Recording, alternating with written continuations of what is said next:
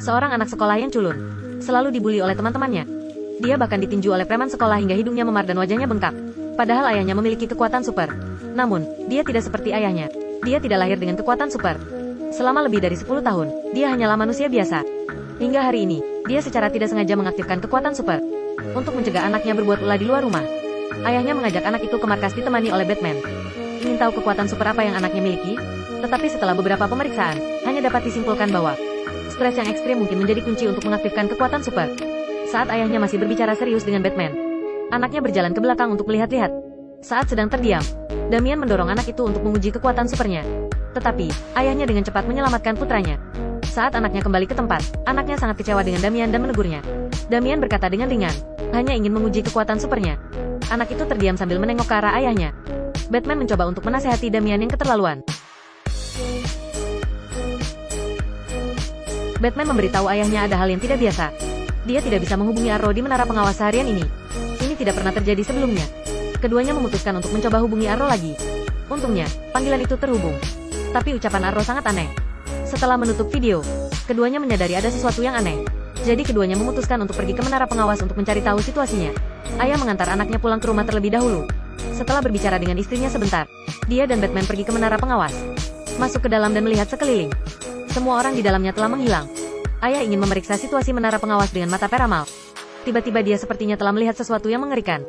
Buru-buru memberitahu Batman untuk pulang saja. Tapi saat dia berbalik, seorang rekan satu tim tiba-tiba muncul di belakangnya. Dan makhluk seperti bintang laut merangkak keluar dan menyerangnya.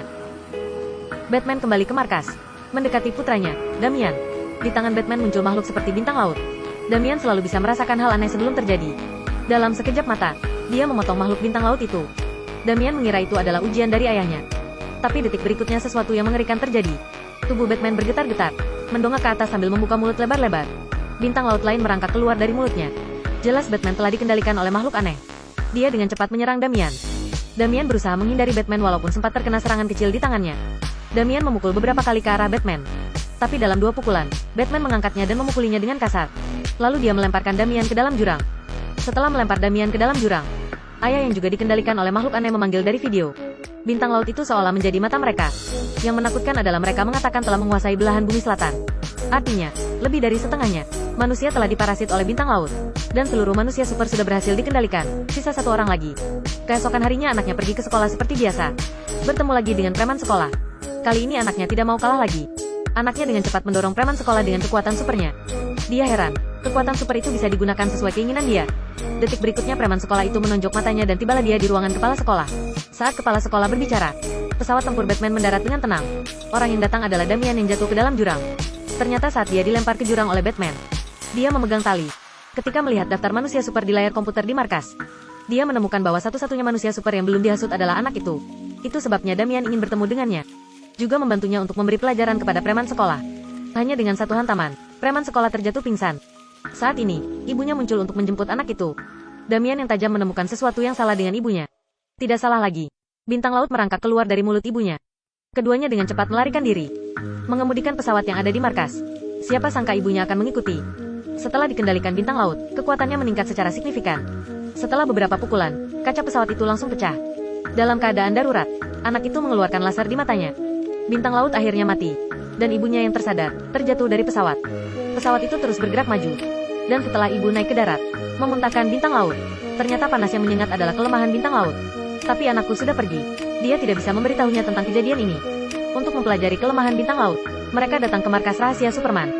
Anak itu menggunakan kekuatannya. Kekuatan membuka kunci pintu besar. Setelah terbuka, kemudian mereka masuk. Mereka bertemu dengan anjing super di sana. Berkelahi dengan anjing yang menjaga markas. Anjing itu sangat kuat dan tidak terkalahkan. Dan terus mengejar mereka berdua. Sampai mereka memasuki sebuah ruangan. Seorang lelaki tua holografik muncul. Di bawah komando orang tua itu, anjing berhenti menyerang.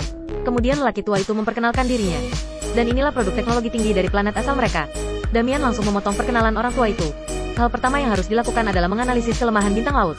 Setelah mesin memindai, orang tua itu memberitahu keduanya.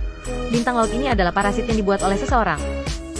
Parasit yang sangat mematikan, mengendalikan kehidupan di sekitarnya. Kemudian bisa memakan parasitnya sendiri lagi. Namun ketika ditanya bagaimana cara menghilangkannya, orang tua itu mengatakan dia tidak tahu. Untuk menemukan cara menghancurkan bintang laut, Damian dan anak itu memutuskan untuk memulai dari sumbernya. Kembali ke markas utama,